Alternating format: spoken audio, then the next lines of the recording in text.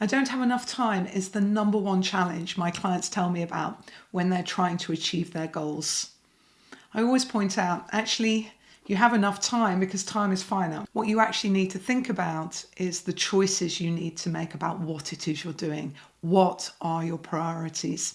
And I see this all the time. They describe situations where it's within a team and they're planning activities out. They describe situations in one-to-ones with their manager where yet more work gets delegated and they're thinking, I don't know how I'm going to get all this done. And I see it particularly when we see work move cross-functionally between teams. One team's need of some resource from another team kind of comes in, and where does this sit within the priorities that I've already got?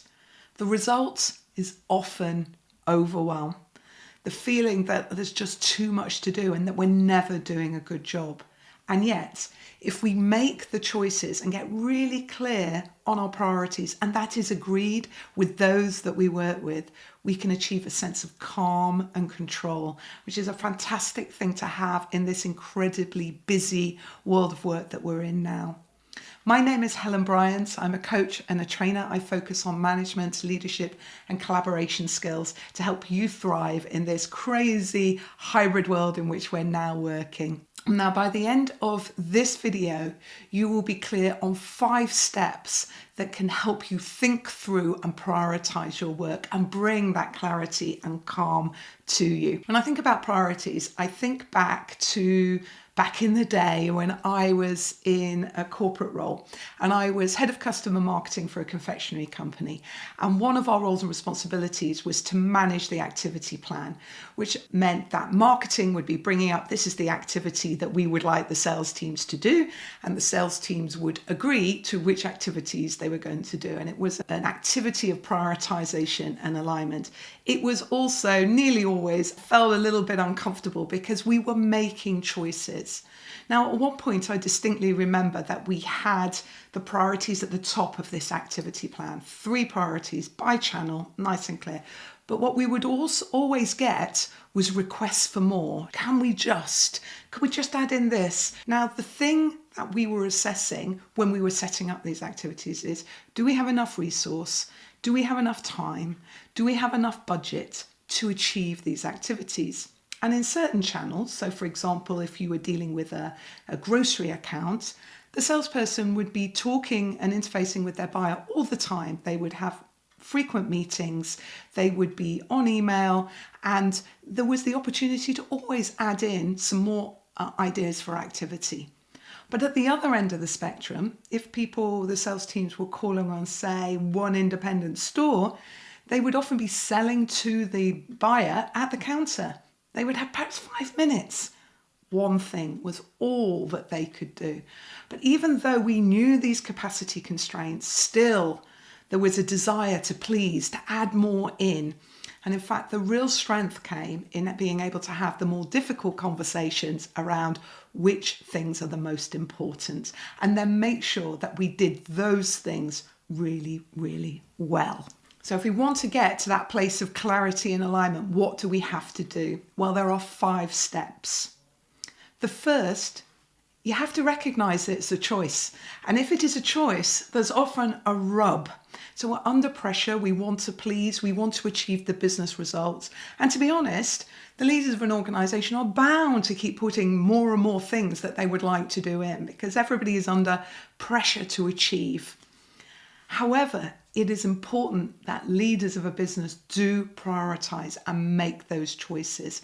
And remember, if we're saying no to something, it may not be no forever. It may be just not now. But recognizing it is a choice and there isn't a perfect answer and it's not black and white and obvious really helps the mindset for these conversations.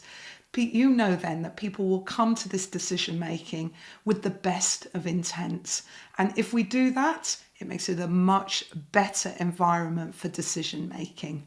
So the second step is to use the thinking tool, stop, start, and continue. It is a very good way of helping your thinking, particularly when you're going to discuss this with somebody else. So what you would do, I would always start actually with the start. So what is the new work that is coming here, the new activities that we need to do? And then have a think about them. How difficult are they? Have you done this before? Is it easy to do or difficult to do? How much resource, time, budget do you need to do this thing? So we're assessing how much work it is, really.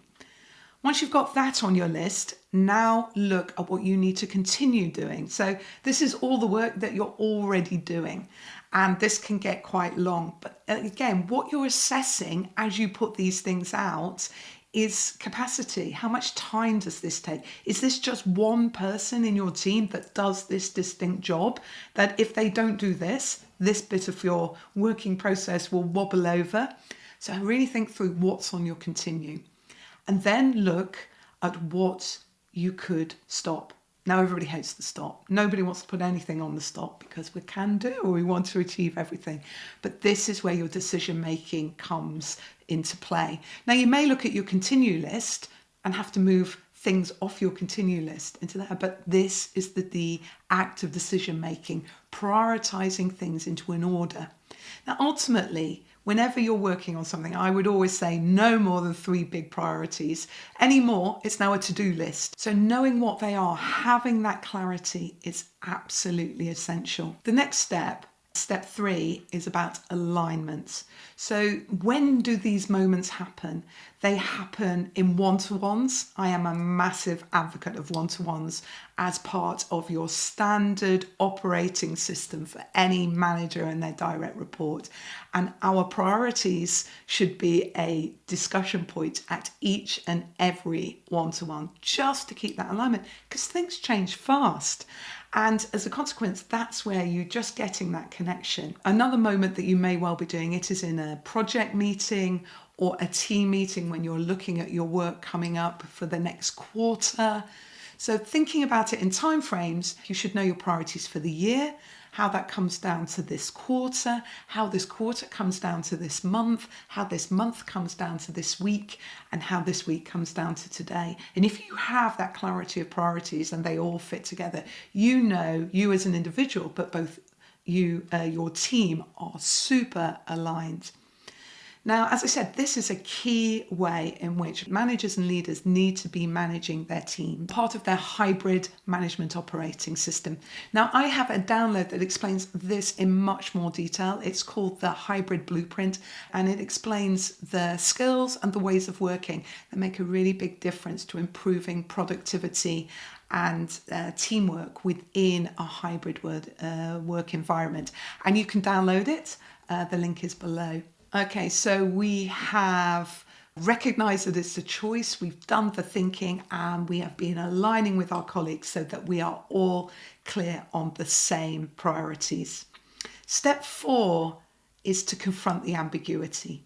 It is tempting at times to just fudge a little, add another little thing in, oh, I'm sure you can manage that. But actually that doesn't help. Priorities are priorities for a reason. It means there are less of them and that everybody needs to be clear on them. So you need to be comfortable to confront that ambiguity. And again, it comes back to mindset. You're willing to have the difficult conversation with each other and you're willing to make the choice. So involving your team and looking at of what you're trying to achieve, and do they all see it the same way? Are you all on the same page? Any area where it starts to get a bit grey, this is where a decision may need to be made, and don't shy away from that, because the clarity of the priorities is the thing that improves the delivery.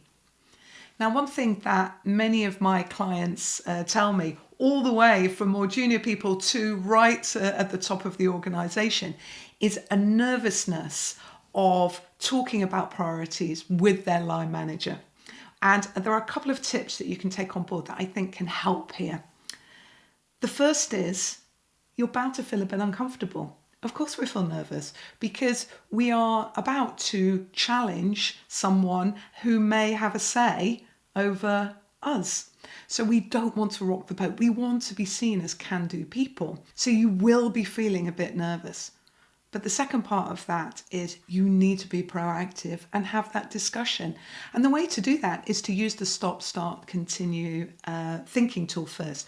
Prepare, think through what is the issue here? What are you not clear on? And be willing to share your thinking with your line manager. This is the challenge I face, and explain your thinking. It's not showing them absolutely everything, but it is explaining what the issue at play is. Where are you not clear? Where do you think you have not got enough capacity to do the task in hand? And then thirdly, if you share your thinking in that conversation, just stop then and ask for their opinion, ask questions. If you were in my shoes, which would you see as the most important? Once you've shared the challenge, allow a good discussion on it. Use questions to understand better. And I assure you that managers and leaders love proactive problem solvers. So the more you can come and show a solution but share the problem, your manager or leader may see a way through this work that you haven't yet spotted, so they could coach you and support you into maybe looking at the problem a different way.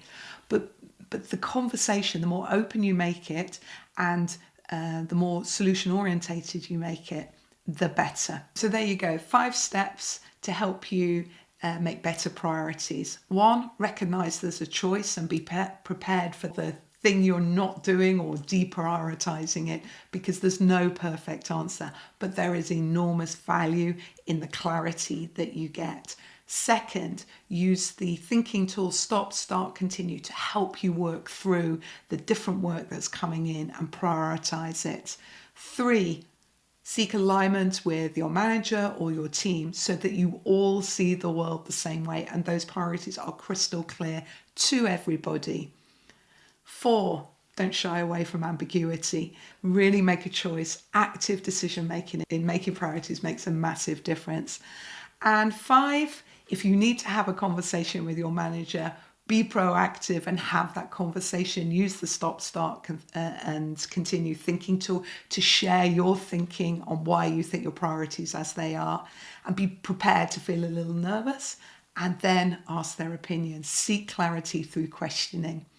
And that's it. Should really make a difference. And I can't overemphasize how important this is to effective work in a hybrid world where you can just disappear from each other and be working on something, feeling overloaded by something, and suddenly you find out it wasn't that important anyway. If you found this useful, please subscribe to my channel and ring the bell and tell your friends about it. Share to other like-minded people who you think are sharing the same challenges as you. I would really appreciate your support in helping to build this channel up. If you're interested in my download on the hybrid blueprint, you can click just below, and I will be back with another lesson next week. Until then, take care.